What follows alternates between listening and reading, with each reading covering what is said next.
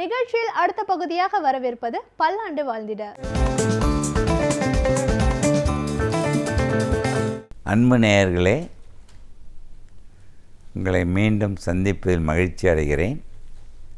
போன வாரம் type A personality சொன்னேன், அதை தவிர்த்துன்னு சொன்னேன். இந்த வாரம் சி என்ற மிக முக்கியமான பர்சனாலிட்டி பற்றி உங்கள்கிட்ட நான் பகிர்ந்து கொள்ள விரும்புகிறேன். இந்த டைப் சி என்ற பர்சனாலிட்டி என்னன்னா, இந்த படத்தை பாருங்கள். இந்த படத்தில் பார்த்தீங்கன்னா முகமூடி அணிந்து கொள்கிறார்கள். தன்னை மற்றவர்களுக்கு யாரென்று காட்ட வேண்டாம் நினைத்து முகமூடி அணிகின்ற தன்மையை தான் டைப் சி பர்சனாலிட்டி. அது சி என்ற பெயர் வந்தது கன்சீல்ட், கம்ப்ரஸ்ட், நாட் கம்யூனிகேட்டிவ். அதாவது மன இறுக்கம், வெளிக்காட்டாமை, பகிர்ந்து கொள்ளாமை, இதெல்லாம் தான் டைப் சி என்ற பர்சனாலிட்டி. ஸோ டைப் சி என்பது மனிதர்கள் முகமூடி அணிந்து கொண்டு தன் மன அழுத்தத்துடன் வெளியாக காட்டிக்கொள்ளாமல் வாழ்கின்றது, தன்னுக்குள்ளே அடக்கி வச்சிட்டு கன்சீலாக இருக்கிறது. இந்த பர்சனாலிட்டி இருக்கிறவங்களுக்கு கூட அந்த கார்டிசால், அட்ரினலின், நார்டலின்லாம் பயங்கர அளவு சுதந்திரம். இப்போ அட்ரினலின் நார்மலாக பிளட்டில் 4 நானோகிராம் வரைக்கும் இருக்கணும், அப்போ தான் வாழக்க முடியும். இந்த மாதிரி டைப் ஏ, டைப் சி பர்சனாலிட்டிக்கு பார்த்திங்கன்னா 4 என்பது 10 மடங்கு கூடி 20 மடங்காக கூடி அட்ரினலின் பல மடங்கு கூடி ரத்தத்தில் வந்த உடனே தான் அட்ரினலின் எப்போ ரொம்ப சுரக்குதோ அது உடனே இதய துடிப்பை அதிகப்படுத்துது, ரத்த அழுத்தத்தை அதிகப்படுத்துது, கொலஸ்ட்ராலை கூட்டுது, சுகரை கூட்டுது, இதய ரத்த கூட சுருங்க வைக்குது, இதய ரத்த கூட எல்லா ரத்த கூட சுருங்க வச்சிடுது. ஸோ இது எதிர்மறை எண்ணங்களில் டைப் சி பர்சனாலிட்டி மிக முக்கியம். இந்த டைப் சி என்ற முகமூடி அணிகின்ற தன்மை பெண்களிடம் ரொம்ப அதிகமாக இருக்குது. அது முக்கியமாக மாமியார், மருமகள், அவங்ககிட்ட ரொம்ப அதிகமாக காணப்படுதுன்னு கண்டுபிடிக்கப்பட்ட உண்மை. இந்த டைப் சி ஆஃப் கம்ப்ரஸ்டு உள்ள அடக்கி அழுத்தத்தோடு இருக்கிறது அவங்களிடம்தான்.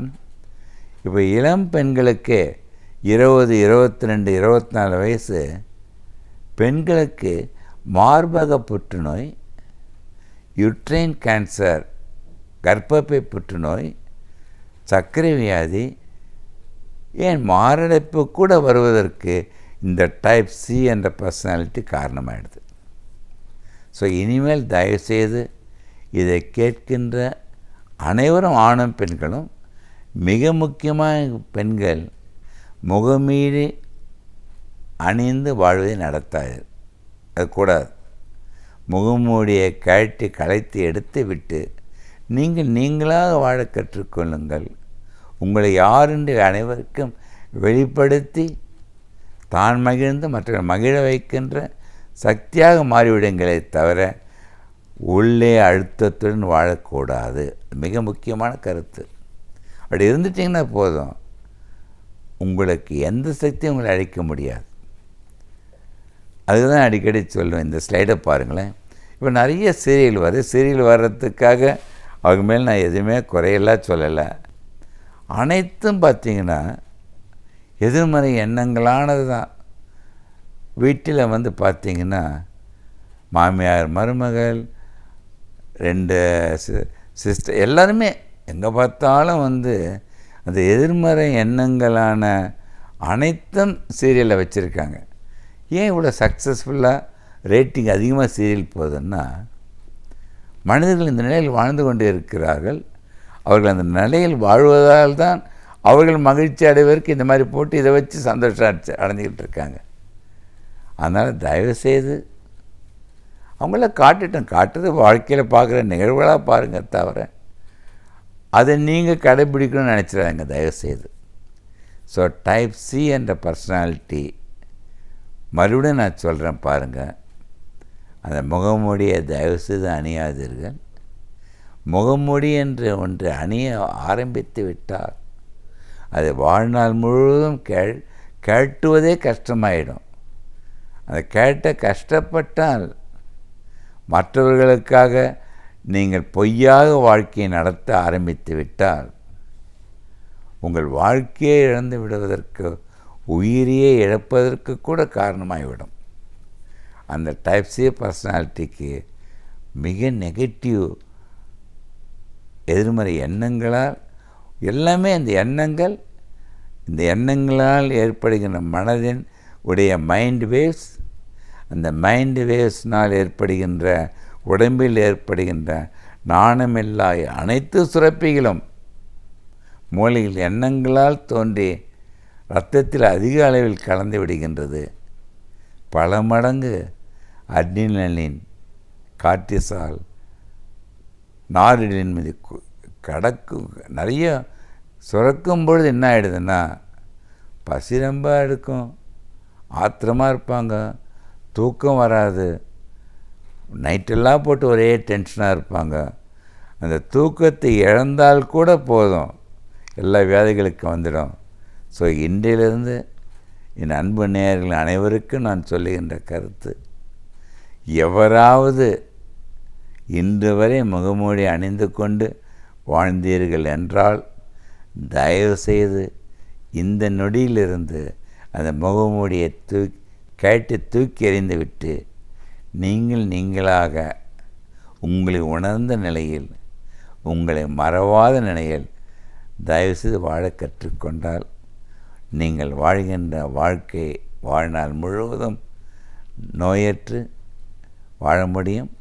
இதுவரை எவருக்காக நோய் என்று வந்துவிட்டாலும் அதிலிருந்து பரிபூர்ணமான குணம் அடைவதற்கு முகமூடியை கழற்றி உங்கள் தன்மையை அறிந்து தன்னை சார்ந்திருக்க சமுதாயத்திற்காக வாழ முற்படும் பொழுது உங்கள் வாழ்க்கை அல்ல, உங்களை சார்ந்திருப்பவர் அனைவர் வாழ்க்கையும் சுகமாகவும் இனிமையாகவும் மாற்ற வழி செய்து கொள்ளுங்கள். நாள்தோறும் எழுத்தாளர் மனுஷபுத்திரன் அவர்கள் சமூக பிரச்சனையை நம் கண்முன் வைத்து அதற்கான தீர்வையும் நம்மிடையே பகிர்ந்து கொண்டு வந்திருக்கிறார்.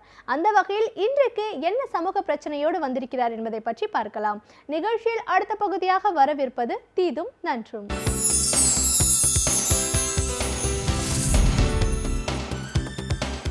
வணக்கம் நண்பர்களே, இன்னும் ஒரு இனிய காலை பொழுதில் தீதும் நன்றும் நிகழ்ச்சியில் உங்களை சந்திப்பதில் மிக்க மகிழ்ச்சி அடைகிறேன். பண்டிகை காலங்கள் தொடங்கிவிட்டன. இந்த அக்டோபரில் தொடங்கி கிட்டத்தட்ட ஜனவரி வரைக்கும் கூட தொடர்ச்சியாக பல்வேறு விதமான இடையறாத பண்டிகைகள் வந்து கொண்டிருப்பதை பார்க்க முடியும். ஆயுத பூஜை, மொஹர்ரம், அதற்கு பிறகு தீபாவளி, அதற்கு பிறகு கிறிஸ்துமஸ் விடுமுறை தினங்கள், அதற்கு பிறகு பொங்கல், புத்தாண்டு மற்றும் பொங்கல் விடுமுறை தினங்கள், இப்படி அடுத்து வரப்போகிற இந்த 3 மாதங்கள் என்பது நிறைய விடுமுறைகளும் பண்டிகைகளும் பல்வேறு மதத்தினருக்கும் உரியதாக இருக்கக்கூடிய கொண்டாட்டங்களும் நிறைந்த ஒரு காலம் என்பதில் எந்த விதமான சந்தேகமும் இல்லை. இந்த பண்டிகை காலங்களில் தான் பொதுவாக பொருளாதார ரீதியாக மிகவும் நிறைய பணப்புழக்கம் இருக்கக்கூடிய ஒரு மாதமாகவும் பல்வேறு விதமான வர்த்தக நடவடிக்கைகள் உச்சத்திற்கு செல்லக்கூடிய ஒரு காலகட்டமாகவும் இருப்பதை நாம் பார்க்க முடிகிறது. இதற்கு நிகராக இந்த பண்டிகை காலங்களில் பெருமளவிற்கு இடப்பெயர்வு என்பது நடப்பதை நாம் பார்க்கலாம். முக்கியமாக சென்னை போன்ற நகரங்களில் வாழக்கூடியவர்களில் பெரும்பகுதியினர், கிட்டத்தட்ட 90% பேர் என்று கூட சொல்லலாம், எல்லோருமே வெளியூரிலிருந்து இங்கே குடியேறி வாழக்கூடியவர்கள். பணி நிமித்தமாகவும் வேறு பல காரியங்கள் தொடர்பாகவும் அல்லது உழைப்பு சார்ந்தும் படிப்பு சார்ந்தும் இப்படி பல்வேறு காரணங்களுக்காக சென்னை நகரத்தில் தமிழகத்தின் பல பகுதியில் இருந்து மட்டுமல்ல பிற மாநிலங்களில் இருந்தும் கூட மக்கள் பெருமளவு வசித்து வருகிறார்கள். ஒரு விதத்தில் பார்த்தால் பிற பகுதியிலிருந்து வந்திருக்கக்கூடிய குடியேற்றவாசிகளினுடைய ஒரு நகரம் சென்னை என்று சொன்னால் கூட ஆச்சரியப்படுவதற்கில்லை. அந்த அளவிற்கு இந்த நகரத்தை உருவாக்கியதில், இந்த நகரத்தை அனைத்து விதமான செயல்பாடுகளையும் தீர்மானிப்பதில் பிற பகுதியைச் சேர்ந்தவர்கள், சென்னைக்கு வெளியே இருக்கக்கூடிய பிற பகுதிகளைச் சேர்ந்தவர்கள் தான் முக்கியமான பங்கு வகிக்கிறார்கள். இந்த பண்டிகை காலங்களில் அவர்கள் தங்களுடைய சொந்த ஊருக்கு செல்வது என்பது ஒரு மிகப்பெரிய அளவிற்கான ஒரு இடப்பெயர்வாக நடப்பதை பார்க்க முடியும். இந்த பண்டிகை காலங்களில் நீங்கள் பார்த்தீர்கள் என்றால் பேருந்து நிலையங்களிலும் புகைவண்டி நிலையங்களிலும் மிகப்பெரிய அளவிற்கு கூட்டம் அலைமோதுவதை நாம் பார்க்கலாம். டிக்கெட்டுகள் பல வாரங்களுக்கு முன்பே முன்பதிவுகள் முடிந்து போய் விடுவதும், டிக்கெட் கிடைக்காமல் பலர் பரிதவிப்பதும், கிடைக்கிற இடத்தை பயன்படுத்தி கொண்டு எப்படியாவது ஊர் போய் சேர்ந்து விட வேண்டும் என்கிற பரிதவிப்பும் ஒவ்வொரு ஆண்டும் நம்மால் பார்க்கக்கூடியதாக இருக்கிறது. அதோடு மட்டுமல்லாமல் இதில் இன்னும் கூட நீங்கள் பல விஷயங்கள், அதாவது பல்வேறு விதமான போக்குவரத்து ரீதியான விஷயங்களை அவர்கள் தேடி பல மாதங்களுக்கு முன்பே அவர்கள் திட்டமிடுகிற ஒரு சூழலை கூட நாம் பார்க்கலாம். எப்படி இருந்தாலும் கூட இவ்வளவு பேர் சென்னையை விட்டு இடப்பெயர்வுக்கு ஆளாகிற போது, இப்போது கூட எடுத்துக்கொள்ளுங்கள், இந்த ஆயுத பூஜை மற்றும் முஹர்ரம் ஆகியவற்றை தொடர்ந்து ஒரு 5 நாட்கள் தொடர் விடுமுறை வந்தபோது தொடர்ச்சியாக மக்களுடைய இந்த இடப்பெயர்வு காரணமாக பெரும் நெருக்கடி பேருந்து நிலையங்களில் ஏற்பட்டிருப்பதை பார்க்க முடிகிறது. தீபாவளிக்கான முன்பதிவுகள் எல்லாம் ரயில்களிலும் பேருந்துகளிலும் எப்போதும் முடிந்து விட்டன என்பதை கூட செய்திகள் சொல்லுகின்றன. ஆனால் இந்த சந்தர்ப்பத்தை பயன்படுத்தி கொண்டு, மக்களுடைய இந்த நெருக்கடியை பயன்படுத்தி கொண்டு பெருமளவிற்கு கட்டண கொள்ளை என்பது பேருந்துகளில் நடந்து கொண்டிருப்பதை பார்க்க முடிகிறது. அதாவது வழக்கமாக, குறிப்பாக தனியார் பேருந்துகளில் வழக்கமாக வசூலிக்கப்படுகிற கட்டணத்தை விட 2 மடங்கு 3 மடங்கு கட்டணம் வசூலிக்கப்படுவது என்பது வெளிப்படையாக இருக்கிறது. அதிக கட்டணம் வசூலித்தால் நடவடிக்கை எடுக்கப்படும் என்று ஒவ்வொரு ஆண்டும் இதுபோன்ற சூழ்நிலைகளில் எச்சரிக்கப்படுகிறது. சில இடங்களில் சோதனைகள் கூட நடத்தப்படுகின்றன. ஆனால் எதுவுமே எந்த பயனையும் விளைவிக்கவில்லை என்பதுதான் உண்மை. மக்களுடைய நெருக்கடிகளை பயன்படுத்தி கொண்டு நியாயத்திற்கு புறம்பாக இப்படி பணம் பறிக்கிற இந்த செயல் சட்டவிரோதமானது மட்டுமல்ல, அது மக்களுடைய அடிப்படையான உரிமைகளுக்கும் எதிரானது. ஏன் தீபாவளிக்கு போகிற ஒரு பஸ் என்பது அதிகமான விலையுள்ள பெட்ரோலில் ஓடுகிறதா, அல்லது ஒரு ஆயுத பூஜைக்கு செல்கிற பேருந்து என்பது அதை ஓட்டுகிற அந்த வாகன ஓட்டிகளுக்கு அதிகம் சம்பளம் கொடுக்கிறார்களா? அதே வாகனங்கள் தான் ஓடுகின்றன. அப்படி இருக்கிற போது இப்படி கட்டண கொள்ளையில் ஈடுபடுவதில் ஏதாவது ஒரு நியாயம் இருக்கிறதா? உதாரணமாக இந்த 5 நாள் விடுமுறை தினத்தின் போது ஒரு தனியார் பேருந்தில் சென்னையிலிருந்து மதுரைக்கு டிக்கெட் பதிவு செய்ய வேண்டும் என்று கேட்டால் டிக்கெட்டினுடைய விலை 2700 ரூபாய் என்று சொல்கிறார்கள். ஆனால் சென்னையிலிருந்து மதுரைக்கு விமானத்தில் செல்வதற்கான கட்டணமே 1700 ரூபாய் தான். இப்படிப்பட்ட ஒரு சூழ்நிலையில் இந்த கட்டணக்கொள்ளை என்பது எந்த விதமான தர்க்க நியாயங்களுக்கும் உட்படாததாக இங்கு இருந்து கொண்டிருப்பதை நாம் பார்த்து கொண்டிருக்கிறோம். இதை நாம் தடுத்து நிறுத்த வேண்டாம். இதை பற்றி அரசுக்கு ஒரு பொறுப்பு இல்லையா? இன்னொன்று, இந்த சிறப்பு பேருந்துகள் என்கிற விதத்தில் ஓட்டை உடைசல் பேருந்துகளை எல்லாம் சரி செய்து அவற்றை சிறப்பு பேருந்துகள் என்று விடுகிற ஒரு அவலமும் நடக்கிறது. அதாவது உள்ளூரில் இந்த உள்ளூர் போக்குவரத்துக்கு பயன்படுத்திய பழுதடைந்த பேருந்துகள் எல்லாம் நெடுந்தூர பிரயாணங்களுக்காக தயார் செய்து அனுப்பப்படுகின்றன. அதன் காரணமாக அந்த பேருந்துகள் வழியிலேயே நின்று விடுவதும் அல்லது விபத்துக்குள்ளாகிற சம்பவங்களும் கூட நடக்கின்றன. இப்படி ஒரு கொண்டாட வேண்டிய ஒரு பண்டிகை தினங்களை ஒரு மிகப்பெரிய சித்திரவதையாக, ஒரு மிகப்பெரிய தண்டனையாக மாற்றுவதில் இவர்கள் கைதேர்ந்தவர்களாக இருக்கிறார்கள். இப்படி தொடர்ச்சியாக இந்த விஷயத்தை செய்வதன் மூலமாக ஆண்டுதோறும் இந்த பிரச்சனை இருந்தும் கூட இதற்கு எந்த விதமான நிரந்தரமான தீர்வும் கொண்டு வரப்படவில்லை என்பதுதான் உண்மை. ஏனென்றால் நீங்கள் இதுபோன்ற செயல்களில் ஈடுபடக்கூடிய தனியார் பேருந்துகளின் மீது அவ்வப்போது கடுமையாக நடவடிக்கை எடுத்திருந்தால் அவர்கள் இப்படி ஆண்டுதோறும் தயக்கமில்லாமல் இந்த கட்டணக்கொள்ளையில் ஈடுபடுவது பற்றி அவர்களுக்கு ஒரு சிறிய அச்சம் இருக்கும். அதே சமயம் இதில் நடவடிக்கை எடுக்க வேண்டிய அதிகாரிகள் அவர்களும் இதை பற்றி எந்த விதமான கவலையும் படாதது மட்டுமல்ல, இந்த போக்குவரத்து நிறுவனங்களிடமிருந்து தங்களுக்கு கிடைக்கக்கூடிய ஆதாயத்தை மட்டும் பெற்றுக்கொண்டு அவர்கள் மௌனமாக இருந்து விடுவதைத்தான் பார்க்க முடிகிறது. உண்மையிலேயே நாம் பொது போக்குவரத்தை, அரசு போக்குவரத்தை நாம் வலிமைப்படுத்த தவறியதனுடைய விளைவுகளைத்தான் தொடர்ந்து பொதுமக்கள் ஒவ்வொரு பண்டிகை காலங்களிலும் அனுபவித்து கொண்டிருக்கிறார்கள். தமிழகத்தினுடைய தேவைகளுக்கேற்ப இன்னும் போதுமான ரயில்கள் நமக்கு விடப்படவில்லை. இது ஒரு மிகப்பெரிய ஒரு அவலம். இது பற்றிய கோரிக்கைகள் எல்லாம் கிடப்பில் போடப்பட்டு விட்டன. தமிழகத்திற்கு அறிவிக்கப்பட்ட பல ரயில்கள் அல்லது புதிய ரயில் தடங்கள் எதுவும் பல ஆண்டுகளாக செயல்பாட்டிற்கே வரவில்லை. தமிழகத்தில் பொது போக்குவரத்து சார்ந்து உருவாக்கப்பட்ட ரயில்வே சார்ந்த திட்டங்கள் எதற்குமே முக்கியத்துவம் அளிக்கப்படவில்லை. இன்னொரு புறம் அரசு போக்குவரத்து கழகங்கள், அதில் போதுமான பேருந்துகள் இல்லாது மட்டுமல்ல, அதில் எந்த அடிப்படை வசதியும் இல்லை. நீண்ட தூரம் செல்வதற்கான வசதிகள் அதில் இல்லை என்பதனால் பொதுமக்கள் அதில் செல்வதையும் தவிர்த்து விடுகிறார்கள். இது எல்லாவற்றையுமே இது போன்ற கொள்ளை லாபம் அடிக்கக்கூடிய தனியார் பேருந்து நிறுவனங்கள் தனக்கு சாதகமாக பயன்படுத்திக் கொள்கின்றன. மக்கள் எப்படியும் தங்களிடம்தான் வருவார்கள் என்பதுதான் அவர்களுடைய எண்ணம். எப்படி அரசு பள்ளிகளை நாம் பலவீனமடைய செய்து தனியார் பள்ளிகளை வளர்க்கிறோமோ, அரசு மருத்துவமனைகளை பலவீனமடை செய்து தனியார் மருத்துவமனைகளை நாம் எப்படி வளர்ச்சியடை செய்கிறோமோ, அதே போலத்தான் நாம் பொது போக்குவரத்தை பலகீனமடைய செய்து வீழ்ச்சியடைய செய்து அதன் நிழலில் நாம் தனியார் போக்குவரத்தை நாம் பெருமளவிற்கு வளர்ச்சியடை செய்கிறோம். அவர்கள் மக்களை சூறையாடுவதற்கான சூழலை நாமே உருவாக்கி கொடுக்கிறோம் என்பதை மறந்துவிடக்கூடாது. எதிர்காலத்திலாவது மக்களுடைய இந்த பண்டிகைகள நெருக்கடிகள் தீர்க்கப்பட வேண்டும் என்று சொல்லி மீண்டும் இன்னும் ஒரு புதிய சிந்தனையோடு உங்களை சந்திக்கிறேன். நன்றி, வணக்கம். ஒவ்வொரு நாளும் சிறப்பு விருந்தினர்கள் அவர்களின் வாழ்வில் நடந்த அனுபவங்களை நம்மோடு பகிர்ந்து கொண்டு வந்திருக்கிறார்கள். அந்த வகையில் இன்றைக்கு நாம் சந்திக்கவிருக்கும் சிறப்பு விருந்தினர் எந்த துறையிலிருந்து வந்து என்ன பயனுள்ள தகவல்களை நம்மிடையே பகிர்ந்து கொள்ள இருக்கிறார் என்பதை கவனிக்கலாம். நிகழ்ச்சியில் அடுத்த பகுதியாக வரவிருப்பது சிறப்பு விருந்தினர்.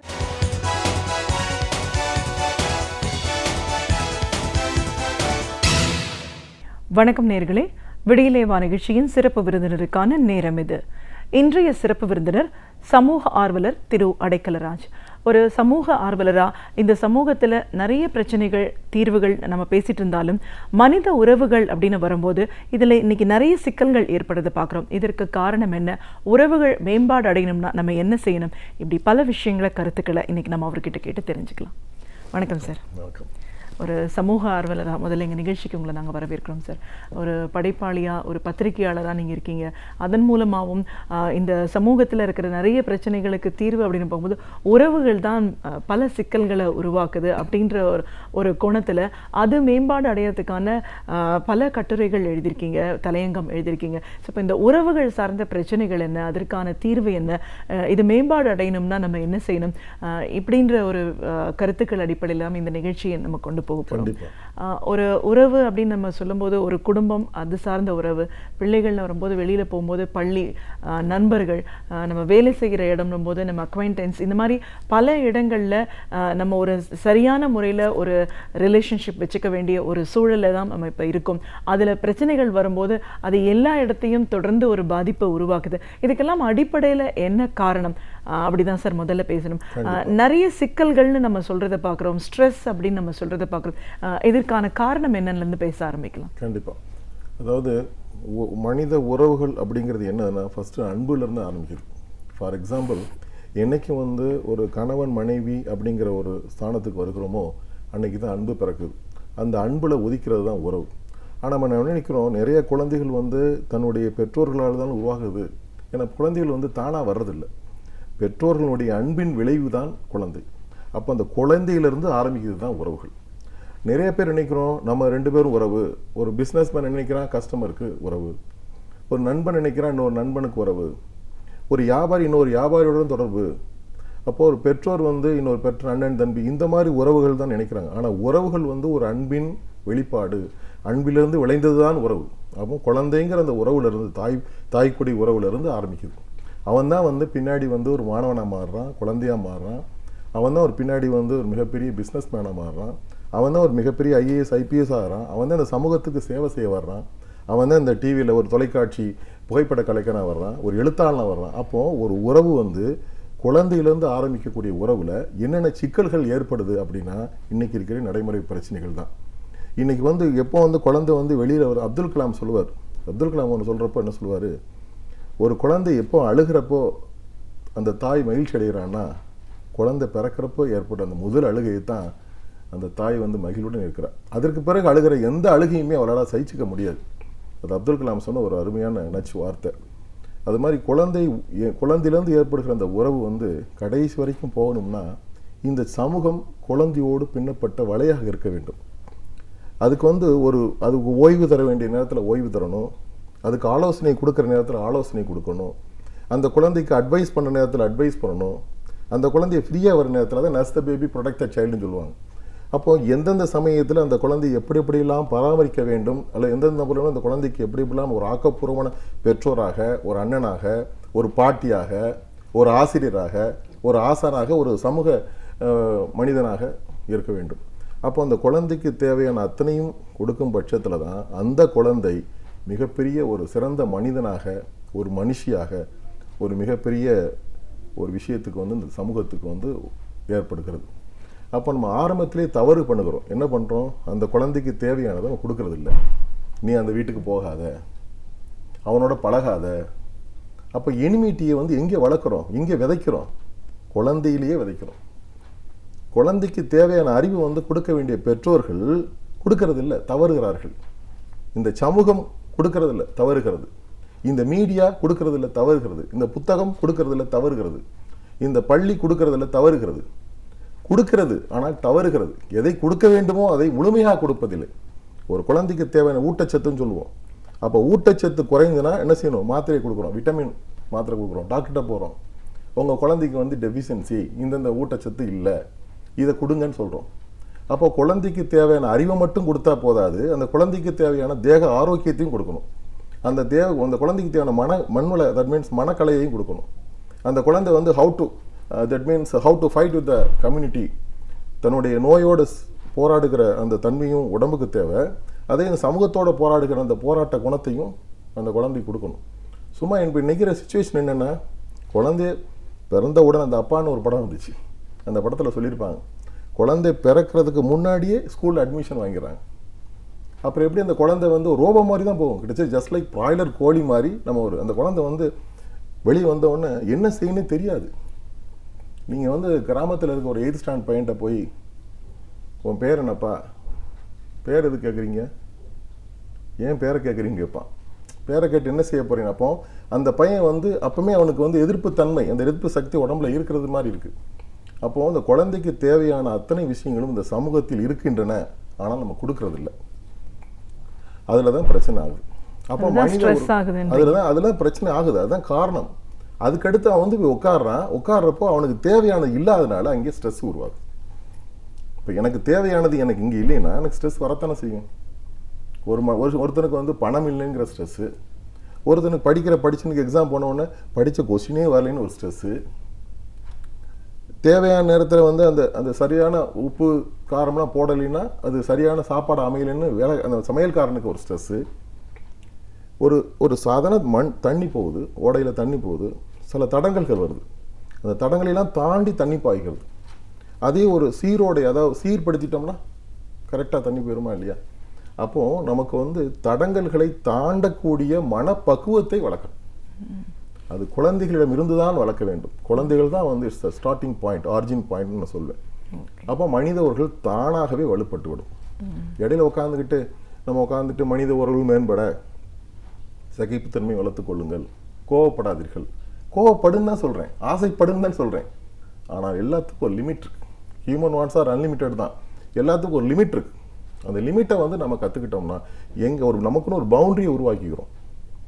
இப்போ பொம்பளை பிள்ளைங்கலாம் அந்த காலத்தில் பார்த்தீங்கன்னா, பொம்பளை பிள்ளைங்க அதாவது அந்த ரோட்டை பார்த்து நடப்பாங்க. அன்னைக்கு இருந்த காலகட்டம், அன்னைக்கு இருந்த சூழ்நிலை அப்படி நடந்தாங்க. இன்னைக்கு இருக்கிற காலகட்டம் வேற மாதிரியா இருக்கு. அதுக்காக நான் வந்து அந்த காலத்தில் 1960 70 வந்து நான் இப்படித்தான் என்னுடைய குழந்தைய நான் வளர்த்தேன், அதே மாதிரி என் பிள்ளை இப்படித்தான் வளர்ப்பேன்னு நான் சொன்னேன்னா நிச்சயமா முடியாது.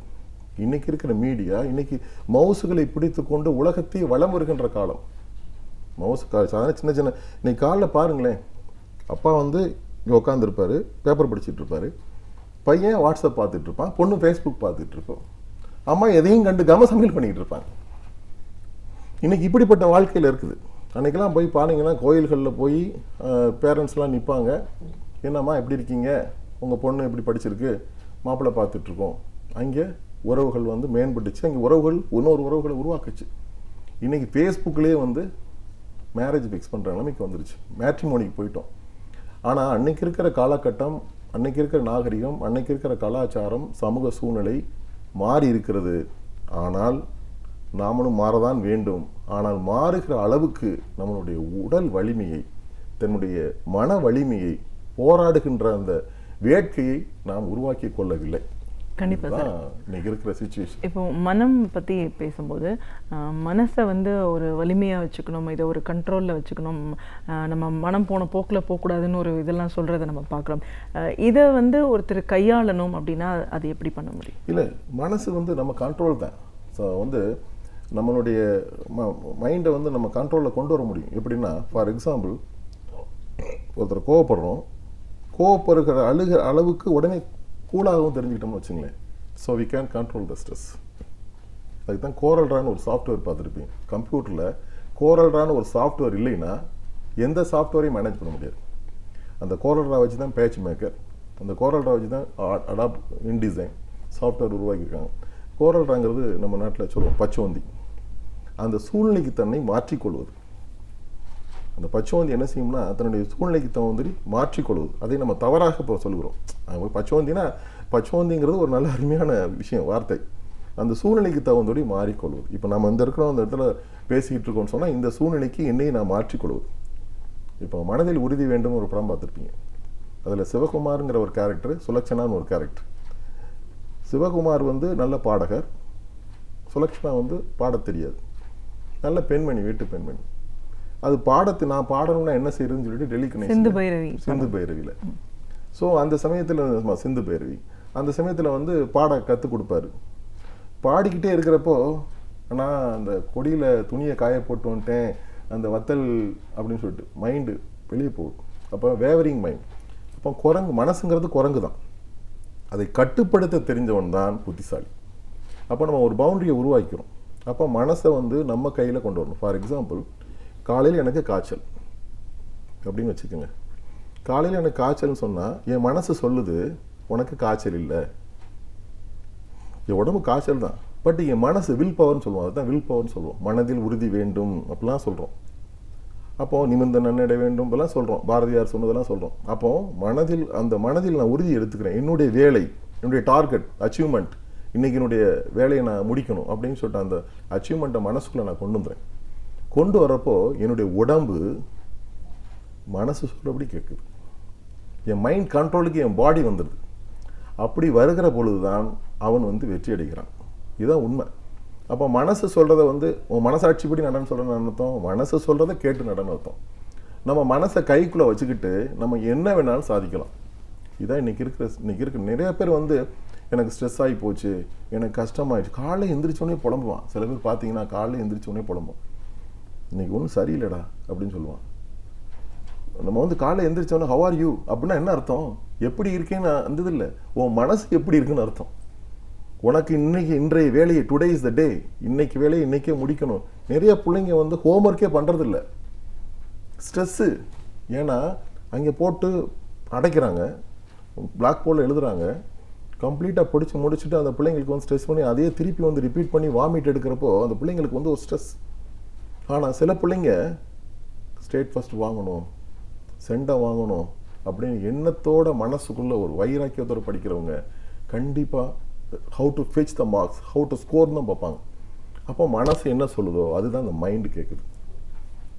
இந்த ஹார்ட்டுக்கும் மைண்டுக்கும் ஒரு இட் மீன்ஸ் நேஷ்னல் ஹைவே. இதெல்லாம் வந்து ஸ்டேட் ஹைவேன்னு வச்சுக்கோங்க, இது மட்டும் நேஷ்னல் ஹைவே. நீங்கள் நேஷ்னல் ஹைவேல போட்டிங்கன்னா 150 கிலோமீட்டர் ஸ்பீடில் கூட போகலாம், நோ ஆக்சிடென்ட். எவனோ வந்து குறுக்க விழுந்தாதான். நீங்கள் ரங்கநாதன் ஸ்ட்ரீட்டில் போய்கிட்டு எப்படி ஸ்பீட் பண்ண முடியும்? அங்கேயும் நீங்கள் மெதுவாக தான் போகணும், நடந்து தான் போகணும். அப்போது இதெல்லாம் branches of the hearts, it's a branches of இது ரூட்ஸ். அப்போ நம்மளுடைய ஹைவேல போகிற மாதிரினா நம்ம பிரெயினுக்கும் மைண்டுக்கும் ஒரு கார்டியல் ரிலேஷன்ஷிப் டெவலப் பண்ணிட்டா மட்டும்தான் அதுலேயே ஒரு வித் இந்த பவுண்ட்ரி நம்ம என்ன செய்யணுமோ அதை வந்து நம்ம மனதுக்குள்ளேயே குறிப்பிடுத்துக்கணும். இன்னொரு விஷயம் என்னென்னா சலனம். சலனம்ங்கிறது என்னென்னா, ஃபார் எக்ஸாம்பிள், கணவன் ஒரு சம்பாத்தியம் இருக்கும், மனைவி சம்பாத்தியம் இருக்கும். இந்த ரெண்டு பேருக்கும் சேர்ந்து ஒரு பொது பட்ஜெட் இருக்கும். அந்த பட்ஜெட்டை தாண்டறப்போ பிரச்சனைகள் உருவாகும். காரணம் என்ன? ஒய்ஃப் வந்து ஒரு பெரிய இடத்துலேருந்து கல்யாணம் பண்ணி கொண்டு வந்திருப்பார், இவர் ஹஸ்பண்ட் வந்து ஒரு சாதாரண இடத்துலேருந்து வந்திருப்பார். ஹஸ்பண்ட் எதிர்பார்க்குற அளவுக்கு ஒய்ஃப் வந்து செலவழிக்க முடியாமல் இருக்கலாம், இல்லை ஒய்ஃப் எதிர்பார்க்குற அளவுக்கு ஹஸ்பண்ட் செலவழிக்க முடியாமல் இருக்கலாம். இந்த ரெண்டு படையிலையும் இறப்பட்ட குழந்தைகளுக்கு பாருங்கள், இது ரொம்ப தள்ளாடும். பெற்றோர்கள் பண்ணுற அந்த உட்பிரிவுகள் பார்த்திங்களா, அந்த ஈகோ, ஸ்ட்ரெஸ்ஸு, கஷ்டம், மனசஞ்சலம், சபலம், கோபம், தாபம், இதில் எல்லாத்துலேயும் இந்த ரெண்டு பிள்ளைங்க தான் நசுங்கும், ரோலரில் நசுங்கிற மாதிரி. அப்போ என்ன செய்யணும்னா, நீ தானே பெற்றீங்க, உங்களால் தான் இந்த குழந்தை வந்திருக்கு, அப்போது உங்களுடைய குழந்தைகளை வந்து நீங்கள் காப்பாற்றணும், அது உங்களுடைய கடமை. உங்கள் குழந்தைகளை உங்களை மாதிரி உருவாக்கணும், அது உங்களுடைய கடமை. உங்கள் குழந்தைகளை வந்து உங்களுக்குன்னு சில கனவுகள் வச்சுருப்பீங்க. நீங்கள் சில பேர் வந்து பார்த்தீங்கன்னா சொல்லுவாங்க, நான் தான் கஷ்டப்பட்டேன், என் பிள்ளைங்களாவது நல்லா இருக்கட்டும், நான் ஒரு ஐஏஎஸ் ஐபிஎஸ் ஆஃபீஸர் ஆகும்னு நினச்சேன், அதை என் பிள்ளைங்க வடிவில் பார்க்குறேன், என் பையன் இப்போ ஐஏஎஸ்ஸாக இருக்கான், ஐபிஎஸ்ஸாக இருக்கிறான் அப்படின்னு சந்தோஷமாக சொல்லக்கூடிய பேரண்ட்ஸ்லாம் நான் பார்த்துருக்கேன். ஏன் இப்படி சொல்கிறேன்னு சொன்னால், இன்றைக்கி இருக்கக்கூடிய பெற்றோர்கள் அந்த மாதிரி வரணும், அதைத்தான் நான் எதிர்பார்க்குறேன். அந்த மாதிரி வந்துட்டாங்கன்னா கண்டிப்பாக நான் சொல்கிறேன், எல்லா குழந்தைகளுமே ஒரு தட் மீன்ஸ் எந்த ஸ்ட்ரெஸ் இல்லாமல் நம்ம பேரண்ட்ஸ் பார்த்துக்குருவாங்க அப்படின்னு அந்த பிள்ளைங்க நினைக்க ஆரம்பிச்சிடும். அப்போ பேரண்ட்ஸுக்கு எப்போ பார்த்துக்கிறாங்க அப்படின்னு ஒரு மதிப்பு கொடுக்குதுகளோ, அப்போ பேரண்ட்ஸினுடைய அன்புகளை அது அப்சர்வ் பண்ணிடும். நாளைக்கு இந்த பிள்ளைங்க வந்து அதுக்கு பேரண்ட்ஸ் ஆகிறப்போ அந்த பிள்ளைங்களும் அந்த மாதிரி ஒரு ஸ்டேஜை உருவாக்குங்க. அப்போது அதை தான் வாழையடி வாழைன்னு சொல்கிறோம். ஒரு தொட்டு தொடரும் உறவுகளில் வந்து தொப்புள் கூடிய உறவுகளில் வந்து ஏன் சகிப்புத்தன்மை நம்ம உருவாக்க முடியல? சகிப்புத்தன்மைக்கு இன்றைக்கி ஒரு கேள்விக்குறியாக இருக்குது. நீங்கள் ரோட்டில் போய் பாருங்கள், ரோட்டில் போயிட்டே இருங்க, கார் ஓட்டிக்கிட்டே இருப்போம், இடையில ஒருத்தன் சுருக்கம் சொருகுவான், டேய் சொத்துவான், டேய் ரோடை பார்த்து ஓட்டுறான்னு சொல்லுவான். அங்கே பாருங்கள் எவ்வளோ பிரச்சனை. சில சமயங்களில் டிராஃபிக் ஜாமே ஆயிடுவீங்கனால. அப்போ நான் எதுக்காக சொல்கிறேன்னு சொன்னால், அங்கே சகிப்புத்தன்மை, இவன் ஒழுங்காக பார்த்து ஓட்டினா நிறைய பட்டிமன்றங்களை பேசியிருப்பீங்க, இதை பற்றி தான் நிறையா பட்டிமன்றங்களை பேசிக்கிட்டு தான் இருக்கோம். ஆனால் இன்னமும் நாம் வந்து குடும்ப உறவுகளை வந்து நல்லபடியாக வச்சுக்கலைன்னு தான் சொல்லுவேன்.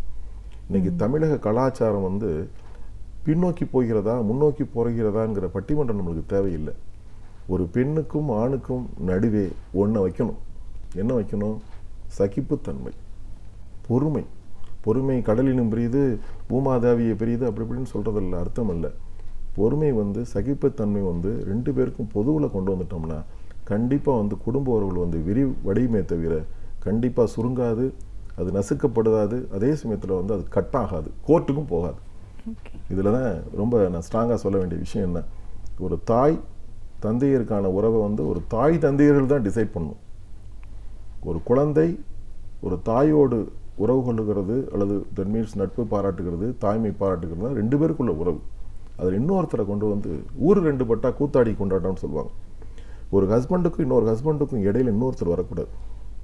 சொல்லப்போனால் தாயே வரக்கூடாது. நம்மளுடைய பிரச்சனை வந்து அம்மா கிட்ட போய், அம்மா இப்படி நம்ம வீட்டுக்காரர் உங்கள் மருமகன் இப்படி பண்ணுறாருமான்னு அப்படின்னு சொன்னாலே அங்கே மைனஸ். உன்னுடைய ஃபேமிலியில் வந்து உன்னுடைய சார்ட்டில் வந்து -10ன்னு போட்டுக்கோ. என்ன பிரச்சனையாக இருக்கட்டுமே பேசி தீர்த்துக்கணும். பேசி தீர்க்கிறதுக்கு மேலே ஒரு மிகப்பெரிய ஒரு சால்வ் பண்ணுறது, தட் மீன்ஸ் ஒரு ப்ராப்ளம் சால்வ் பண்ணுறது வந்து வேறு எதுவுமே இல்லை, பேசி தீர்க்கிறது தான். எத்தனையோ விஷயங்கள் பேசி தீர்க்கப்பட்டது. இன்றைக்கி பேசி தீர்க்காமல் தமிழ்நாட்டில் எத்தனையோ விஷயம் நடந்துகிட்ருக்கு. அதுக்கு நான் வரல, இந்த இடத்துக்கு நான் வரல. ஆனால் குடும்பத்தில் வந்து பேசி தான் தீர்க்கணும். சின்ன சின்ன விஷயங்களை மனம் விட்டு பேசணும். மனம் விட்டு பேசுகிறதுக்காக தான் கவர்மெண்ட்டு சண்டே ஹாலிடே விடுது.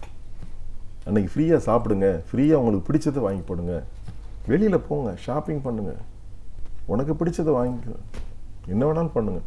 பட்டு இந்த ஈகோ, சகிப்புத்தன்மை, இதை வந்து நம்ம வந்து அதை ஒரு ப்ராப்பராக மெயின்டைன் பண்ணோம்னா, ஸோ ஸ்டேபிள் பண்ணோம்னா, என்றைக்கு உலகம் வந்து எப்போ சமநிலைப்படுது, எப்போ மனசு சமநிலைப்படுது, எப்போ வந்து உறவுகள்லாம் சமநிலைப்படுதுன்னா அந்த பேலன்ஸ்ட் ஆகிட்டுன்னு சொல்கிறோம்.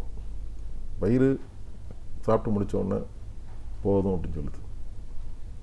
மனசு நிறைஞ்சிட்டா நல்லா இருக்கேன், பரவாயில்ல, சூப்பர் அப்படின்னு சொல்கிறோம். அப்போ மனசு நிறைஞ்சிருச்சுன்னா, வயிறு நிறைஞ்சிருச்சுன்னா பிரச்சனை இல்லைல்ல. வயிறு நிறைஞ்சால் மட்டும் போதுன்னு சொல்கிறீங்க, மனசு நிறைஞ்சால் மட்டும் ஏன் போதுன்னு சொல்ல மாட்டேங்கிறீங்க? அங்கே கேப் இல்லை, நீங்கள் கேப்பை உருவாக்குறீங்க. உண்மையாகவே இங்கே வயிறு நிறைஞ்சது தெரிஞ்சிருது, ஏப்பத்தில் தெரிஞ்சிருது. அதுக்கு மேலே அவனுக்கு சாப்பாடு, த லா ஆஃப் டிமினிஷிங் யூட்டிலிட்டின்னு சொல்லுவாங்க, ரிட்டர்ன்ஸ் தான், அப்புறம் -பாயிண்ட் தான் வருது. அங்கே மனசில் வந்து தெரியல, மனசு வந்து விசிபிலிட்டி இல்லை. உங்களுடைய மனசில் வந்து என்ன இருக்குன்னு என்னால் கண்டுபிடிக்க முடியல. அதனால வந்து வீம்புக்குன்னே சொல்கிறீங்க, ஒன்றும் சொல்லலை, வீம்பு பண்ணுறீங்க. மனசு நிறைஞ்சது வெளியே தெரிய மாட்டேங்குது. மனசு நிறைஞ்சதை உண்மையாக ஒத்துக்கங்க, மனசு நிறைஞ்சிருக்கேன் போதும் அப்படின்னு சொல்லுங்கள். கண்டிப்பாக அங்கே ஈகோ இருக்காது, அங்கே சகிப்புத்தன்மை கண்டிப்பாக வளரும். அங்கே அன்பினுடைய விதை விதைவிக்கப்படும். அழகான மனித உறவுகள் வந்துக்கிட்டே இருக்கும். கண்டிப்பா சார். பூக்க ஆரம்பிச்சு. இது எல்லாம் சரி பண்ணணும் அப்படின்னா அதுல கம்யூனிகேஷன் ரொம்ப முக்கியம் அப்படின்னு சொன்னீங்க. கண்டிப்பா. பேசினாதான் பிரச்சனைகள் தீரும். ஆனா இன்னைக்கு இருக்கிற ஒரு சூழல்ல வந்து நீங்களே ஆரம்பத்துல சொன்னீங்க எல்லாரும் கேஜெட்ஸோட ஃபேஸ்புக் இப்படி இருக்கும். ஒரு குடும்ப உறவுகள்ல பார்த்தீங்கன்னா கூட ஃபேமிலியா உட்கார்ந்து பேசுறதுக்கான நேரம் ஒதுக்கக்கூடிய ஒரு சூழல் இன்னைக்கு இல்லைன்னு தான் நம்ம சொல்றோம். பேசுறதோட அவசியம் என்ன? அதை நம்ம இன்னைக்கு செய்யறது இல்லை, அதுலேருந்து நம்ம மாற்றிக்கணும் அப்படின்னா என்ன பண்ணணும்? இல்லை, நான் என்ன சொல்கிறேன்னா, நீங்கள் ஃபேஸ்புக்கு பாருங்கள், வாட்ஸ்அப்பை பாருங்கள், இன்டர்நெட்டை யூஸ் பண்ணுங்கள், ஃபோனை யூஸ் பண்ணுங்கள். நான் என்ன சொல்கிறேன், ஹஸ்பண்ட் வந்து மதுரையில் இருக்கட்டும், ஒய்ஃப் வந்து சென்னையில் இருக்கட்டும், பிள்ளைங்க வந்து அமெரிக்காவோடு இருக்கட்டும், கம்யூனிகேஷன் வந்து ஃபோனில் இருக்குல்ல, ஃபோனில் ஃப்ரீயாக பேசுங்க. நான் என்ன சொல்கிறேன், வாய்ப்புகள் கொட்டி கிடக்குது, அந்த வாய்ப்புகளை பயன்படுத்துங்க. கிடைக்கிற வாய்ப்புகளை பயன்படுத்துகிறோம். அப்போ நம்ம வந்து ஹோட்டலுக்கு போகிறோம், எனக்கு ஃப்ரைட் ரைஸ் வேணும், எனக்கு ஒருத்தருக்கு இட்லி வேணும், ஒருத்தருக்கு தோசை வேணும், ஒருத்தருக்கு பூரி வேணும் அப்படின்னு சொன்னால் ஹோட்டல்காரன் சொல்கிறதில்ல, பூரி இல்லைங்க தீர்ந்து போச்சு, மாற்றிக்கிறோம்ல, சரி தோசை கொண்டு வாங்க. அது மாதிரி தான். அப்போ கிடைக்கிற வாய்ப்புகளை பயன்படுத்திக்க தான் உறவுகளை வரைக்கணும். நான் உறவுகளை வளர்க்குறதுக்காக உறவுகளுக்கு வந்து நான் வந்து இன்னும் செழுமைப்படுத்துறதுக்காக அவங்க இங்கே வந்தே ஆகணும், இந்த ஸ்பாட்டுக்கு வந்தாகணும், அப்படின்னா நான் அவங்கள்ட்ட பேச முடியும் அப்படின்னா அது வீம்பு. அவங்க எங்கே இருந்தாலும் எங்கே இருக்கானாலும் இருக்கட்டும், நான் அவங்கள்ட்ட பேசுகிறேன், செல்ஃபோன் இருக்குல்ல பேசுங்க, ஃபேஸ்புக்கில் சாட் பண்ணுங்கள். நீங்கள் சாட் பண்ண வேண்டிய நபர் வேறாக மாறுகிறது, அங்கே தான் பிரச்சனை. நீங்கள் யார்கிட்ட சாட் பண்ணணும்னு நினைக்கணுமோ அவங்ககிட்ட நீங்கள் சாட் பண்ணிடணும். அங்கே போதும் அப்படின்னு வந்துருச்சுன்னா நீங்கள் வேற ஆட்டுக்கு போகலாம். சாதம் சாப்பிட்றீங்க, சாம்பார் சாப்பிட்றீங்க, அப்புறம் ரசம் வர்றீங்க, மோருக்கு போகிறீங்க, சாம்பாரை முடிச்சுட்டு தானே ரசத்துக்கு போகிறீங்க. அது மாதிரி தான் ஒரு உறவை ஒரு உறவுக்கு வந்து நீங்கள் ஒரு உறவை திருப்திப்படுத்தின பிறகு தான், அந்த உறவில் பிரச்சனை வரலைன்னு தெரிஞ்ச பிறகு தான் நீங்கள் அடுத்த விஷயத்துக்கே போகணும், அடுத்த மேட்டருக்கே போகணும். அதை விட்டுட்டு நீங்கள் வந்து டைரெக்டாக வந்து அதை இன்கம்ப்ளீட்டாக வச்சுட்டு இன்னொன்றுக்கு நீங்கள் டேக் ஆஃப் ஆகிடுறீங்க. அதில் தான் பிரச்சனை வருது. பிரச்சனையே அதில் தான், வேறு ஒன்றும் கிடையாது. அதனால் அது வந்து மாணவன் டீச்சர், குழந்தைகள் பெற்றோர்கள், கணவன் மனைவி, தாய் தந்தை, மகன் அம்மா, உறவுகள் வந்து எங்கே வேணாலும் இருக்கட்டும். அம்மா பேசுகிறாங்க, பையன் ஒரு இடத்துல ஒர்க் பண்ணுறாரு, அம்மா சாப்பிட்டியாப்பான்னு கேட்பாங்க. அம்மா அதை என்ன செய்வாங்க, நல்லா இருக்கியான்னு கேட்பாங்க. நல்லா இருக்கேம்மா, சாப்பிட்டேம்மா, நீ நல்லா இருக்கியாம்மா, நல்லா இருக்கேம்மா, எப்பப்பா ஊருக்கு வருவேன், இந்த தீபாவளி கழிச்சு வந்துடுவோம்மா, தீபாவளிக்கு முன்னாடி வந்துடுவோம்மா, 10 நாளைக்கு முன்னாடி, நீயுமே அப்படி இருக்க, உனக்கு அதில் உனக்கு உடம்புக்கு ஒரு மாதிரி இருந்துச்சுமா, சரியாயிருச்சாம்மா அப்படின்னு ஒரு வார்த்தை கேளுங்க. அந்த தாய் உள்ளம் பூரித்து விடுவாள். இங்கே உறவுகள், தாய் தந்தை உறவுகள் மேம்படுகிறது. அதாவது அம்மா வந்து கூப்பிடுங்கிறதுக்காக நேராக அந்த ஸ்பாட்டுக்கு போய் காலை டிக்கெட் எடுத்து மத்தியானம் போயிட்டு அவங்கள்ட்ட கை கொடுத்துட்டு பேசிட்டு அவங்களுக்கு தேவையான வாங்கி கொடுத்துட்டு திருப்பி வந்து வேலைக்கு வரணும்னு உறவு சொல்லலை. உறவை திருப்திப்படுத்துறது தான் சொல்லுது. கேட்க வேண்டிய கேள்விகளுக்கு பதில் சொல்லணும். இப்போ நீங்கள் கேட்குற கேள்விக்கு நான் பதில் சொல்லிட்டு இருக்கேன்.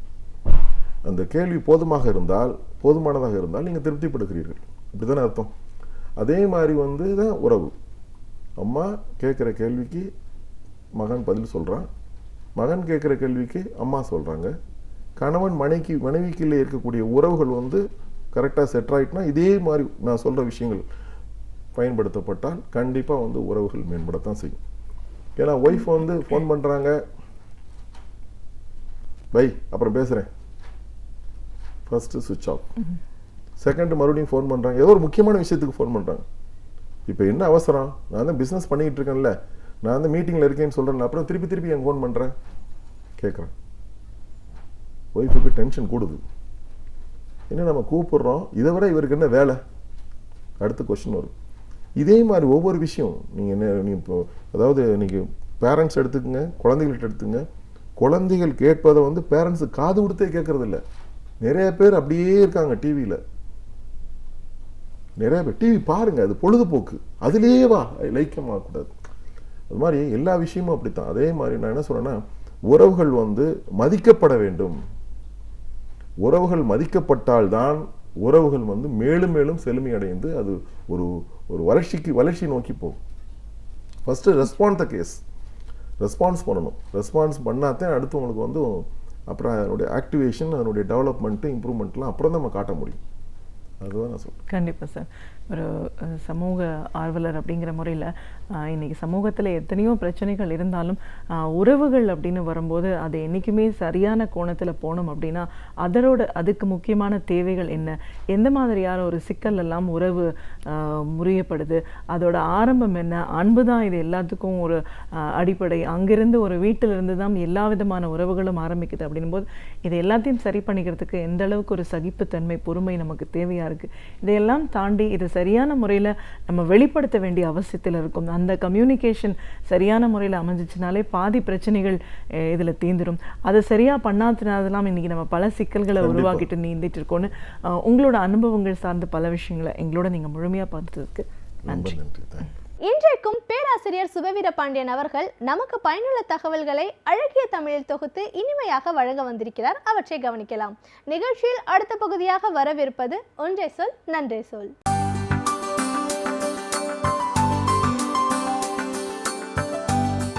அனைவருக்கும் என் அன்பு வணக்கம். கதைகள் சொல்லுவதும் கதைகள் கேட்பதும் காலங்காலமாக எல்லா நாடுகளிலும் இருந்து வருகிற மரபு. கதை கேட்டு வளர்ந்தது தான் நம்முடைய இயற்கையான மரபு என்று கூட சொல்ல வேண்டும். அதுவும் தாத்தாவும் பாட்டியும் கதை சொல்ல கேட்ட பிள்ளைகள் பல உண்மைகளை அறிந்து கொண்டும் பல உணர்வுகளை பெற்றுக்கொண்டும் வளர்ந்தார்கள் என்று நாம் படித்திருக்கிறோம். ஆனால் இன்றைக்கு கதை சொல்லுகிறவர்களும் குறைந்து போய் கதை கேட்கிறவர்களும் குறைந்து போயிருக்கிறோம். நாம் கதைகளை தொலைக்காட்சியில் பார்க்கிறவர்களாக மாறி போயிருக்கிறோம். இந்த காலகட்டத்தில் வாய்மொழி கதைகள் என்பனவற்றை பற்றி களனியூரன் ஒரு கட்டுரையை எழுதியிருக்கிறார். களனியூரன் என்பது அவருடைய புனைப்பெயராக இருக்கலாம். அவர் அந்த வாய்மொழி கதைகளிலேயே இளம் முனைவர் பட்டத்தை பெற்றிருக்கிறார். முனைவர் பட்டத்திற்கான ஆய்வுகளையும் மேற்கொண்டிருக்கிறார். புகழ்பெற்ற நாட்டுப்புற எழுத்தாளர் என்று அறியப்பட்டிருக்கிற கி. ராஜநாராயணன் அவர்களோடு துணையாக இருந்து பணியாற்றுகிறவர். பல்வேறு விதமான நாட்டுப்புற கதைகளை தொகுத்திருக்கிறவர். கதை சொல்லி என்கிற ஒரு புத்தகத்திற்கு ஆசிரியராகவும் இருக்கிறவர். அது மாத இதழாக வந்து கொண்டிருக்கிறது. அந்த களனியூரன் இந்த வாய்மொழி கதைகளை சொல்கதை என்கிற சொல்லால் குறிப்பிடுகிறார். அந்த கதைகள் எழுதப்பட்ட கதைகள் அல்ல, சொல்லப்பட்ட கதைகள் என்பதாலே சொல் கதைகள் என்கிறார். சொல் கதைகள் இல்லாத நாடு உலகிலேயே இல்லை என்கிறார். எல்லா நாடுகளும் இந்த கதைகளை கொஞ்சம் கொஞ்சமாக கேட்டு உள்வாங்கி அடுத்தடுத்த தலைமுறைக்கு சொல்லி கொண்டிருக்கின்றன என்பதுதான் நாம் அறிந்த செய்தி. எழுத்து தொடங்குவதற்கு முன்பே சொல் தொடங்கிவிட்டது. ஒலிதான் முந்தியது. ஒலிக்குத்தான் பிறகு வரி வடிவம் எழுத்து என்பது பின்னால் வந்து சேர்ந்தது. எனவே அந்த பேச்சு தான் முதலில் தோன்றியது, தொன்மையானது. எனவே பேச்சு எவ்வளவு பழமையானதோ அதே அளவுக்கு இந்த சொல் கதைகளும் பழமையானவை என்கிறார் களனியூரன். பேச்சே தொடங்குவதற்கு முன்பும் கதைகள் வந்துவிட்டன என்பது அவருடைய இன்னொரு பார்வை. அதாவது சைகையின் மூலமாகவே கதைகள் வந்திருக்கக்கூடும். ஒலியே இல்லாமல் மொழியே இல்லாமல் இருந்த காலத்தில் கூட சைகைகள் தான் தொடக்கம். சைகைகள் மொழியாயின, சித்திரங்கள் எழுத்துகளாயின என்பது மொழியின் வரலாறு. எனவே சைகைகளிலேயே பல கதைகள் வந்திருக்கலாம். அந்த கைகால் அசைவுகளை கொண்டு ஒருவன் சொன்ன கதையை கேட்டு எழுத்தாளர் கி. ராஜநாராயணன் அவர்கள் ஊமை சொன்ன சாட்சி என்று ஒரு சின்ன குறும்படத்தையே உருவாக்கியிருக்கிறார் என்கிற தகவலையும் களனியூரன் தருகிறார். எனவே கைகால் அசைவுகள் கூட கதைக்கு போதுமானவை. பிறகு எழுத்தும் சொல்லும் வந்ததற்கு பிறகும் கதைகள் வாழ்கின்றன. எப்போது மொழி உருவாயிற்று? கதை என்பதற்கு களனியூரன் அந்த கட்டுரையிலே ஒரு நல்ல விளக்கத்தை தருகிறார். மொழி எப்போது உருவாகியிருக்கக்கூடும் என்றால், தன்னுடைய உணர்வுகளை, எண்ணங்களை வெளிப்படுத்த வேண்டும் என்று மனிதன் விரும்பிய போது முதலில் கைகால் அசைவுகளால், பிறகு ஒலிகளால், பிறகு அந்த ஒழுங்குபடுத்தப்பட்ட ஒலிகள் மொழிகளான போது மொழிகளால் அவன் சொல்லியிருப்பான். அந்த மொழியின் ஒரு வடிவமாக எழுத்து வந்திருக்கும். தன் கருத்தை அப்படியே சொல்லுகிற அந்த நிலையிலே இருந்து மாறி அந்த கருத்துக்களை கொஞ்சம் சுவையாகவும் சொல்ல வேண்டும் என்று கருதுகிற போது அது கதையாக மாறியிருக்கும் என்பது அவருடைய செய்தி. அது உண்மையும் கூட. கருத்து சுவையாக சொல்லப்படுமானால் அது கதையாக வந்து சேரும். எனவே எந்த ஒன்றையும், அது உணவாக இருந்தாலும் சுவையாக இருக்க வேண்டும் என்று நாம் கருதுகிறோம். அதைப்போல கருத்தும் சுவையாக இருக்க வேண்டும் என்று கருதுவது மனித இயல்பு. ஆகையினால் கதை என்பது இந்த கருத்து சுவைகூட்டப்பட்ட போது வந்து சேர்ந்திருக்கும் என்பதுதான் அந்த பார்வை. இந்த நாட்டுப்புற கதைகள் எழுதப்படாமல் தான் நீண்ட நெடுங்காலம் இருந்தன. கதைகள் சொல்ல சொல்ல சொல்ல கதைகள் வளர்ந்தன. இன்றைக்கு இதிகாசங்களில் இருக்கிற, குறிப்பாக மகாபாரதம் ராமாயணங்களில் இருக்கிற கிளைக்கதைகள், அதிலும் குறிப்பாக மகாபாரதத்தில் இருக்கிற கிளைக்கதைகள் எண்ணற்றவை. அந்த கிளைக்கதைகளெல்லாம் ஒரே ஒருவரால் சொல்லப்பட்டவையாக இருக்கும் என்று கூட எண்ண முடியாது. பல்வேறு குழுக்களிலிருந்து பல்வேறு கிளைக்கதைகள் தோன்றி பிறகு எல்லா கிளைக்கதைகளும் ஒன்றாக இந்த மகாபாரத கதைக்குள் இணைக்கப்பட்டிருக்கலாம். அவ்வளவு கிளைக்கதைகளை மகாபாரதம் கொண்டிருக்கிறது. சிலப்பதிகாரம் கூட வாய்மொழி கதையாக இருந்ததை இளங்கோவடிகளே குறிப்பிடுகிறார். எனவே வாய்மொழி இலக்கியம்தான் பின்னால் எழுத்தில் ஏட்டு இலக்கியமாக மாறுகிறது. அப்படி மாறுகிற போது கழனியூரன் சொல்கிறார், இந்த வாய்மொழி கதைகளை எழுத்துக்கு கொண்டு வராமல் வேண்டுமானால் நேரடியாக ஒலிக்கு அல்லது ஒலி ஒளிக்கு கொண்டு வந்து விடலாம் என்கிறார். காரணம், இந்த வாய்மொழி கதைகள் கேட்பதற்கு உரியன அல்லது குறைந்தபட்சம் பார்ப்பதற்கு உரியன, அவை படிப்பதற்கு உரியன இல்லை என்பது அவருடைய கருத்து. எந்த ஒன்றையும் ஒரு கதையை நாம் கேட்கிற போது பெறுகிற உணர்வு வேறு, படிக்கிற போது பெறுகிற உணர்வு வேறு, அதையே படமாக பார்க்கிற போது பெறுகிற உணர்வு வேறு. கதை ஒன்றுதான், ஆனால் அது 3 வடிவங்களில் வெளிப்படுகிறது. எழுத்தில், ஒலியில், திரையில் என்று 3 விதமான வடிவங்களில் வெளிப்படுகிற போது 3 விதமான தாக்கங்களை அது ஏற்படுத்துகிறது என்கிறார். எனவே ஒலியிலிருந்து அதை நேரடியாக மறுபடியும் ஒலியாகவே கொண்டு வந்து விடுவது சரியாக இருக்கும். அதனை எழுத்து வடிவம் என்கிற இடைப்பட்ட வடிவத்திற்குள் செருகும்போது அது தன் ஜீவனை இழந்து விடுகிற நேரங்களும் உண்டு என்பது அவர் கூறுகிற ஒரு செய்தி. இன்னொன்றையும் அவர் சொல்லுகிறார், இந்த வாய்மொழி கதைகள் கடல் கடந்தும் வருவதுண்டு. நாமே பார்க்கலாம். பாரசீக கதைகள் இன்றைக்கும் நம்மிடத்திலே வழங்குகின்றன. 1001 இரவுகள் இப்படிப்பட்ட கதைகள் இப்போதும் இருக்கின்றன. எனவே பாரசீகத்திலே சொல்லப்பட்ட அந்த கதைகள் எப்படியோ கடல் தாண்டி கப்பலேறி இந்த மண்ணுக்கும் வந்திருக்கின்றன.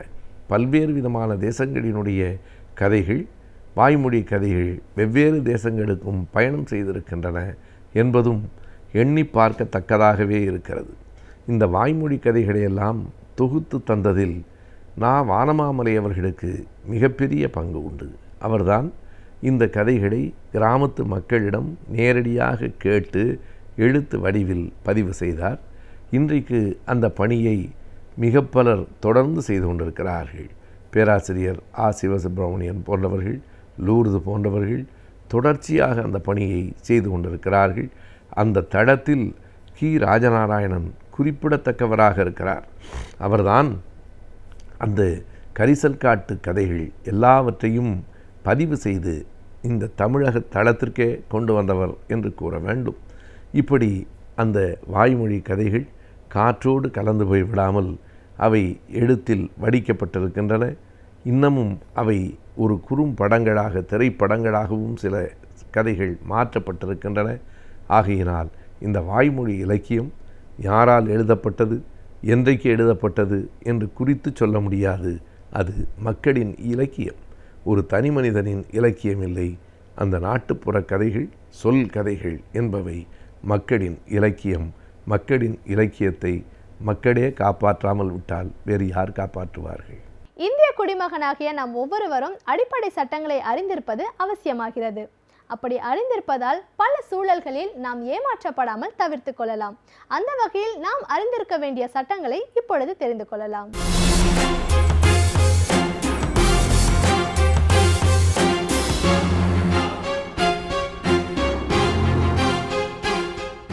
வணக்கம்.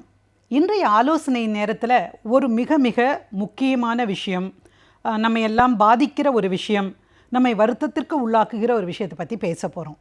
நமக்கு தெரியாததல்ல, 2012 நம்முடைய நிர்பயா என்கிற சகோதரி ஓடுகிற பேருந்திலே வைத்து 5 பேர்களால் குழு வன்புணர்ச்சிக்கு ஆளானாள். அதாவது கேங் ரேப் அப்படிங்கிற முறையில் அந்த பஸ்ஸுக்குள்ளேயே நடந்த ஒரு சம்பவம்.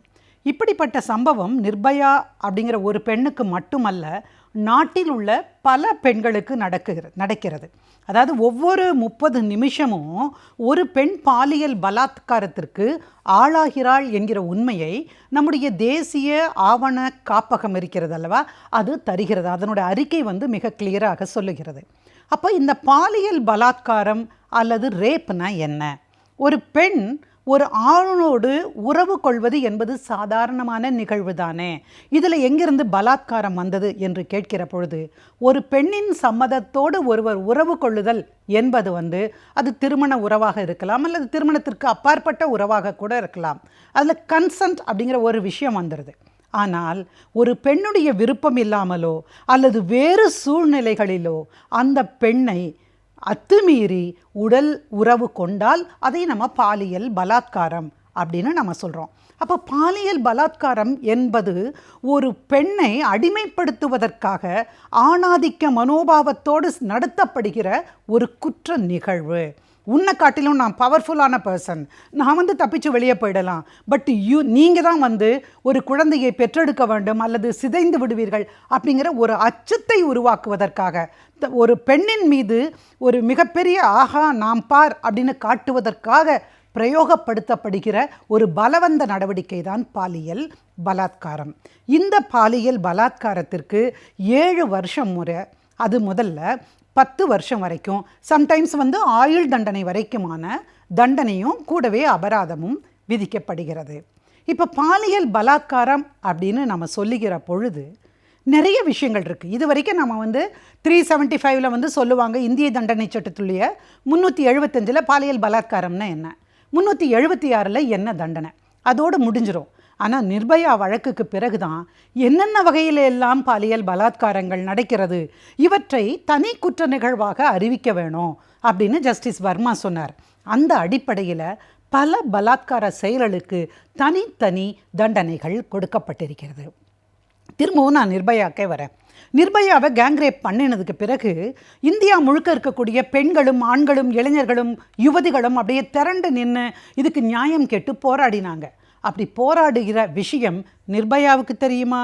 கிடையாது. ஏனென்றால் அந்த வன்புணர்ச்சி, குழு வன்புணர்ச்சி அல்லது பாலியல் கூட்டு பலாத்காரம் நடந்த பொழுது அந்த பெண் கோமாவில் இருந்தாங்க, நினைவற்ற நிலையில், ஒரு தாவர நிலைன்னு சொல்லுவாங்க, வெஜிடபிள் ஸ்டேட் அப்படிங்கிறது. அந்த மாதிரியான நிலைக்கு ஒரு பெண்ணை தள்ளுகிற முறையிலே ஒருவன் பலாத்காரம் செய்திருந்தால் அவனுக்கு 20 வருடம் கடுங்காவல் தண்டனை கொடுக்க வேண்டும், ஆயுள் தண்டனை வரைக்கும் கொடுக்க வேண்டும் என்று அந்த குற்றச் செயலுக்கான தண்டனையை இந்திய தண்டனை சட்டம் சொல்லுகிறது. அப்போ ஒரு பெண்ணை ஒன்றுமே இல்லாமல் வெறும் சடலமாக, நடைப்பிணம்னு சொல்கிறோம் பாருங்க, அது கிடைப்பிணமாக இருக்கிற ஒரு நிலைமைக்கு நம்ம அந்த பெண்ணை கொண்டு வந்து விடுகிறோம். அந்த மாதிரியான பாலியல் குற்றம். இன்னொரு வகையான பாலியல் குற்றம் கணவன் மீதே பாலியல் குற்றம். எப்போ கணவன் மீது பாலியல் குற்றம் வருது அப்படின்னு நீங்கள் யோசிச்சிங்கன்னா, இந்த அம்மா போகிறாங்க, போய் கோர்ட்டில் ஒரு தடை உத்தரவு வாங்கிடுறாங்க, பிரிந்து வாழ்வதற்கான உத்தரவு வாங்கிடுறாங்க, ஜுடிஷியல் செப்பரேஷன். அது டைவர்ஸ் கூட கிடையாது, நீதி வழியிலே பிரிந்து வாழ்வது. கொஞ்ச நாளைக்கு ரொம்ப தண்ணி போட்டு அட்டகாசம் பண்ணுறாருங்க, அதனால் அவர் தனியான கொஞ்ச நேரம் இருந்தால் சரியாகிறாரான்னு பார்ப்போம், குழந்தைகளையும் என்னை விட்டு பிரிந்து இருந்தாலாவது ஒழுங்காகிறாரான்னு பார்ப்போன்னு அப்படி ஒரு உத்தரவு வாங்க முடியும் குடும்ப நீதிமன்றத்தில். அப்படி வாங்குகிற பொழுது, உத்தரவு இருக்கும் பொழுதே நீங்கள் போய் அந்த கணவன் போய் அந்த மனைவியோட உறவு கொண்டாலே அதுவும் பாலியல் பலாத்காரம் என்று சொல்லப்படும். அதனால் அதுக்கு 1 வருஷம் 2 வருஷம்னு அதற்கு ஏற்ற மாதிரியான தண்டனை ப்ரிஸ்கிரைப் பண்ணியிருக்காங்க. சம்டைம்ஸ் என்ன ஆகிடும், டைவர்ஸ் பண்ணிவிடுவாங்க 2 பேருமே. டைவர்ஸ் பண்ணி போனதுக்கு பிறகும் கூட கொஞ்ச நாட்கள் தனியாக சுற்றி அழிஞ்சிட்டு மறுபடியும் குடும்பம் வேண்டும் என்று வருகின்ற அந்த ஆண் அந்த பெண்ணது அனுமதி இல்லாமலே அவளோடு உறவு கொண்டு விடுகிறான் என்று வைத்துக்கொண்டால் அதுவும் தண்டனைக்குரிய குற்றம்.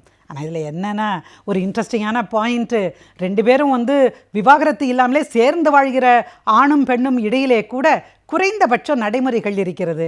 நம்ம நாட்டில் என்னன்னு கேட்டாங்க, பலாத்காரமாக ஆணே பெண்ணை ஆளுமை கொள்வது அல்லது உடலுறவு கொள்வது என்பது நடந்து கொண்டு தான் இருக்கிறது. பெண்ணின் விருப்பத்திற்கு மாறாக அதை மேரிட்டல் ரேப் என்று சொல்லுவோம்.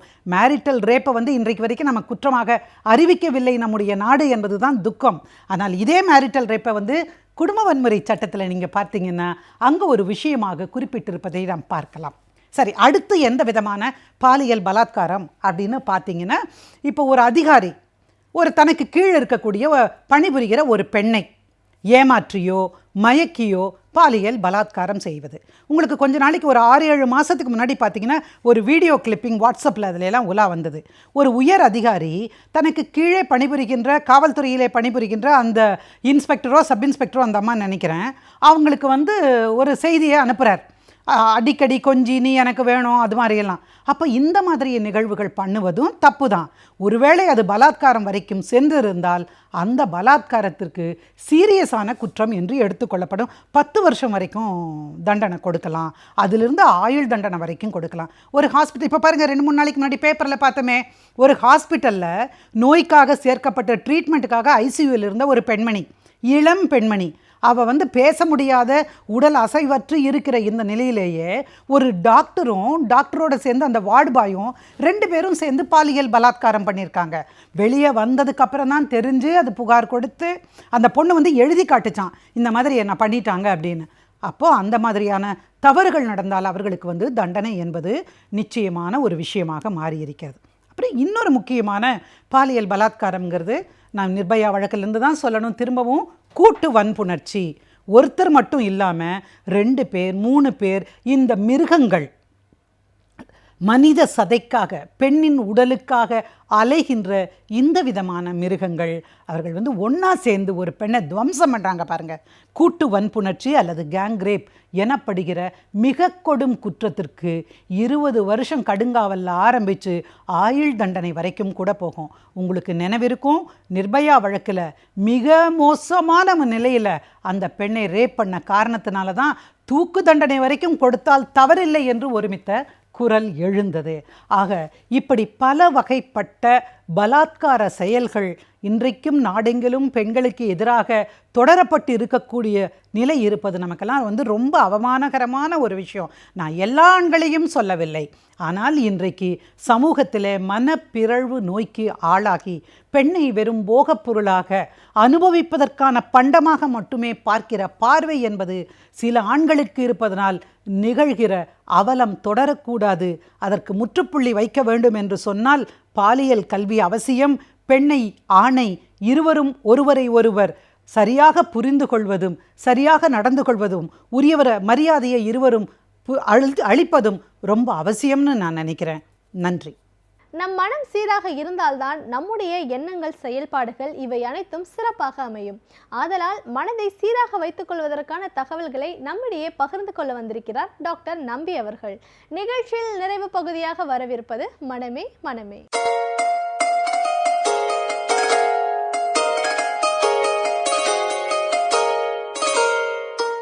விடியலே வா தொடரில் மனமே மனமே பகுதியில் இன்றைக்கு மனிதர்களை அதிகமாக பாதிக்கக்கூடிய ஒரு மனநல பிரச்சனையான பைபோலார் டிசார்டர் என்பது பற்றி பார்க்கலாம்.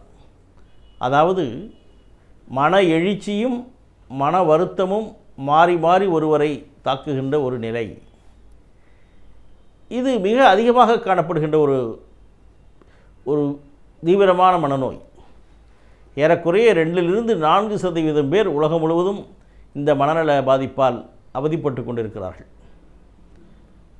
இந்த மனநோயினுடைய ஒரு விசித்திரமான குணம் என்னவென்றால், சில நேரங்களிலே அவர்கள் மன எழுச்சியோடு இருப்பார்கள், அப்புறம் சாதாரண இயல்பான நிலைக்கு வந்து விடுவார்கள். இயல்பான நிலை என்றால் முற்றிலும் நார்மலாக வந்து விடுவார்கள். அப்புறம் மனச்சோர்வினால் மன வருத்தத்தினால் பாதிக்கப்பட்டிருப்பார்கள், திரும்பவும் இயல்பான நார்மலான நிலைக்கு வந்து விடுவார்கள். இப்படி மாறி மாறி மாறி மாறி அவர்களை அலைக்கழிக்கின்ற நோய் தான் இந்த பைபோலார் டிசார்டர் என்று சொல்லப்படுகிற மன எழுச்சியும் மன வருத்தமும் மாறி மாறி வரக்கூடிய ஒரு நோயாகும். இந்த மன எழுச்சி நோய் என்பது மிக விசித்திரமான ஒன்று. இது ஏதோ மிக அரிதான நோய் என்று சொல்லிவிட முடியாது. ஏனென்றால் ஏறக்குறைய 2-3% 4-5% பேர் உலகம் முழுவதும் இது பாதிக்கப்பட்டிருக்கிறார்கள் என்றால் ஒரு அதிகமான அளவு தான் இருக்கிறது. பலவிதமான உடல் நோய்களை விட இது அதிகமான அளவு காணப்படுகிறது. ஆனால் இன்னமும் இதை பற்றி சமூகத்திலே மக்களுக்கு ஒரு சரியான ஒரு விழிப்புணர்ச்சி இல்லாத காரணத்தினால் இந்த நோயினால் அவதிப்படுபவர்களை அவன் வேண்டுமென்றே செய்கிறான், அவன் கொழுப்படுத்தி திரிகிறான், அவனாக பண்ணி கொடுக்கிறான் என்று அவர்கள் மீது பழி சுமத்துகின்ற ஒரு பரிதாபத்தை தான் பார்க்கிறோம். இது ஒரு மனநோய், இது மூளை நிலையில் இருக்கிற பாதிப்பினால் வருகிற நோய், இதற்கு வைத்தியம் தேவை என்பதை புரிந்து கொள்ள முடியாத நிலையிலே இருக்கிறார்கள். இந்த பைப்போலார் டிசார்டர் என்று சொல்லப்படுவது என்னவென்றால் மன எழுச்சி அதனுடைய முக்கியமான பகுதி. இந்த நோய் வருவதற்கு காரணமே மூளையில் இருக்கிற சில ரசாயன பொருள்களின் மாற்றங்கள். அது இயற்கையாகவே வருவது, நம்மால் ஒன்றும் அதை தடுத்து நிறுத்த முடியாது. முக்கியமாக வம்ச வழி காரணங்களால், மரபு வழி காரணங்களால் வரக்கூடிய வாய்ப்பு அதிகம் இருக்கிறது. டோப்பமைன் என்கிற ஒரு ரசாயன பொருள் மூளையிலே இருக்கிறது. அந்த டோப்பமைன் அளவுக்கு அதிகமாக போய்விட்டால் சில நேரத்திலே மனக்குழப்பங்கள் வரலாம், சிந்தனை தடுமாற்றம் வரலாம், சில நேரங்களிலே மன எழுச்சியை உண்டு பண்ணும். அதேபோல் செரோட்டோனின் என்கிற ஒரு ரசாயன பொருள் இருக்கிறது. அது அளவு குறைந்து விட்டால் மனச்சோர்வை உண்டாக்கும், மன வருத்தத்தை உண்டாக்கும். ஆக இந்த 2 விதமான ரசாயன பொருள்களும் மூளையிலே மாறி மாறி அலைக்கழித்து அந்த மனிதனை ஒரு இயலாதவனாக ஆக்கிவிடுகிறது. உலகத்தினுடைய 10 இயலாத நோய்கள், அதாவது டிசேபிளிங் டிசார்டர்ஸ் என்று சொல்லுவார்கள், ஹார்ட் அட்டாக்கிலிருந்து, கேன்சரிலிருந்து, ஸ்ட்ரோக்கிலிருந்து எல்லாம் சொல்லும் பொழுது அந்த 10லே 4வது 5வது இடத்துக்குள்ளே வருகின்ற ஒரு நோய் தான் பைப்போலார் டிசார்டர். அவ்வளவு அதிகமாக காணப்படுகிறது உலகெங்கும். வளர்ந்துவிட்ட நாடுகள், வளரக்கூடிய நாடுகள், வளராத நாடுகள் எல்லாவற்றிலுமே இது இருக்கிறது. ஆனால் இதை ஆரம்பத்திலே அடையாளம் கொண்டு இதற்கு சரியான சிகிச்சை கொடுப்பது மிக குறைவாக இருக்கிறது. அதுவும் நம் நாட்டிலே ஏறக்குறைய ஒரு 20-30% பேர் தான் இந்த நோயை கண்டுபிடித்து வைத்தியத்துக்கு வருகிறார்கள். மற்றவர்கள் எல்லாமே அவதிப்பட்டு கொண்டிருக்கிறார்கள். ஏதோ காற்று, கருப்பு, செய்வினை என்று மந்திர தந்திரங்களில் ஈடுபட்டு கொண்டிருக்கிறார்கள், கோயில் குளங்களை சுற்றி கொண்டிருக்கிறார்கள்.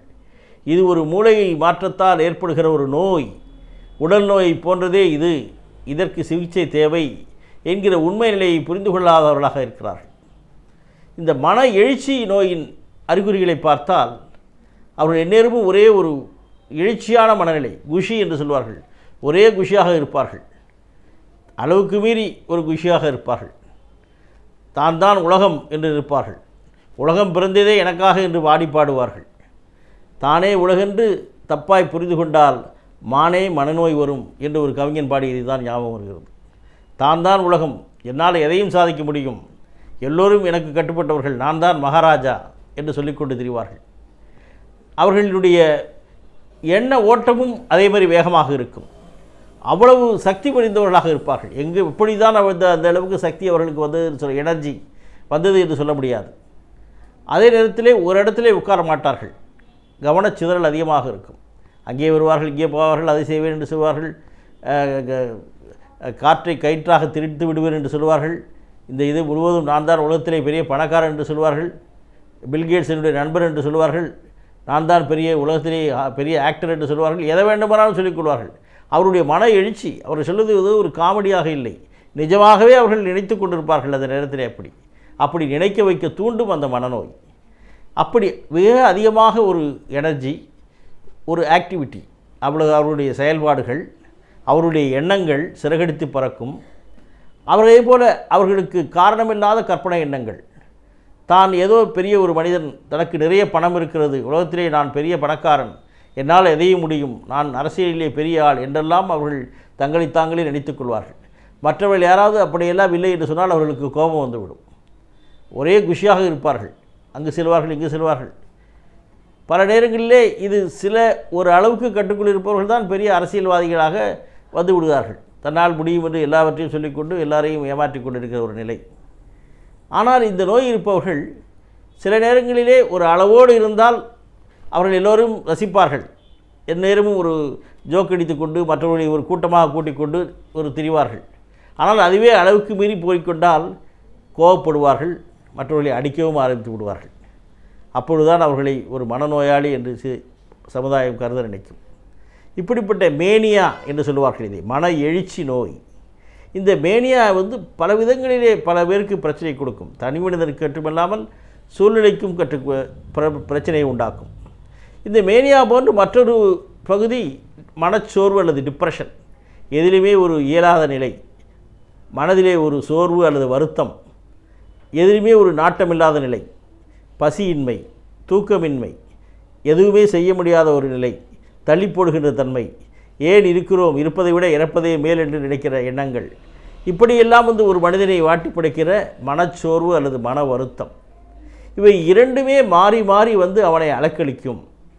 ஆனால் அந்த இடைப்பட்ட காலத்திலே அவர்கள் 100% நன்றாக இருப்பார்கள். அந்த இடைப்பட்ட காலம் எவ்வளவு என்று சொன்னால் சொல்ல முடியாது.